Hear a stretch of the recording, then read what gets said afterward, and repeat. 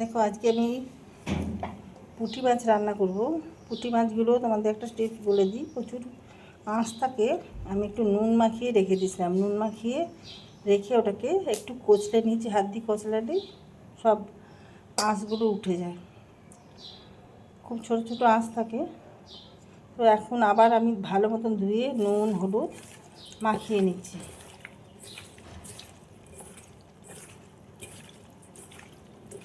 এবার কড়াইয়ে তেল দেওয়া রয়েছে, গরম হয়ে গেছে। আমি মাছগুলো ভেজে নেব।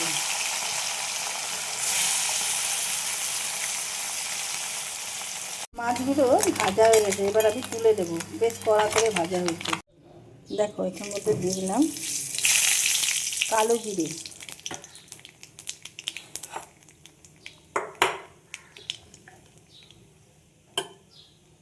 এবার দুটো পেঁয়াজ নিয়েছি।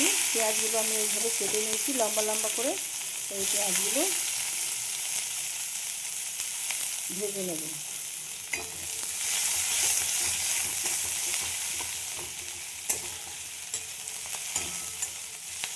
পেঁয়াজগুলো সফট হয়ে গেছে, এবার আমি আলু দিয়ে দেবো।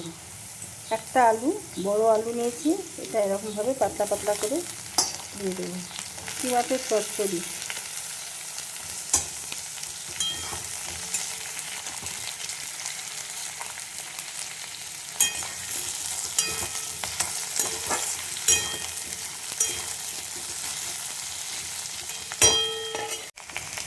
দেখো আলুগুলো সফট হয়েছে, পুরো ভাজা হয়নি। বেগুন দিয়ে দিলাম একটা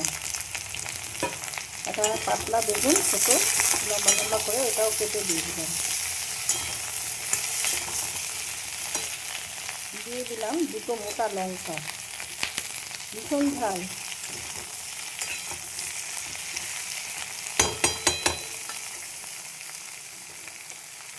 দিয়ে দেবো টমেটো, দুটো টমেটো বীজ ফেলে দিয়েছি, দিয়ে দিলাম। একই সাথে আমি এগুলো ভেজে নেব। দিয়ে দেবো নুন পরিমাণ বুঝে, হলুদ অল্প একটু, দেখো চিনি দিয়ে দিলাম। তোমরা যদি চিনি না খাও তাহলে স্কিপ করে যাবে।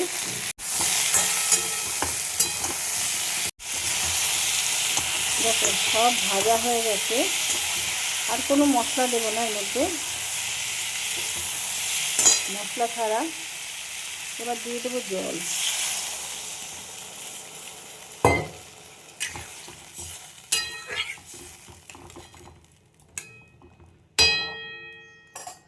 এবার ঢেকে দেবো, ঢাকাটা খুলে দিলাম। আর এই টমেটোর খোসাগুলো ফেলে দিয়েছি আমি তুলে, কয়েকটা থাকতেও পারে।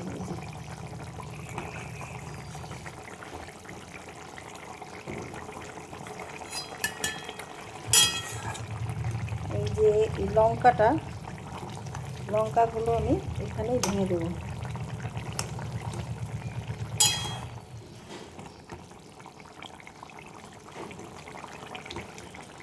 দেখো আলু সেদ্ধ হয়ে গেছে। এবার আমি পুঁটি মাছগুলো দিয়ে দেবো।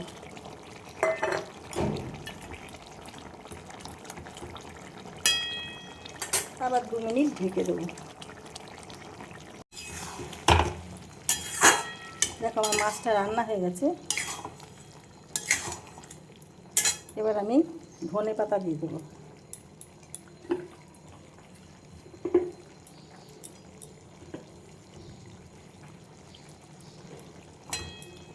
মশলা ছাড়া রান্না। আমার শ্বশুরমশাই এরকমইভাবেই করেন।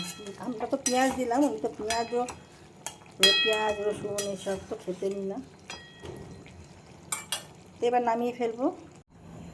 দেখো পুঁটি মাছের চচ্চড়ি আমার রেডি হয়ে গেছে। মাখা মাখা করে পুঁটি মাছটা আমি রান্না করলাম। তোমরা কে কীভাবে করো জানাবে।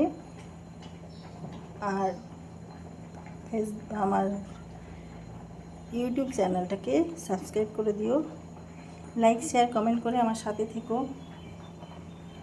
ফেসবুক থেকে যারা দেখছো তারা আমার চ্যানেলটাকে ফলো করে দিও, লাইক করো, লাইক শেয়ার কমেন্ট করতে ভুলে যেও না কেউ। যারা যারা আমাকে সাবস্ক্রাইব করছো অসংখ্য ধন্যবাদ জানাই তাদেরকে।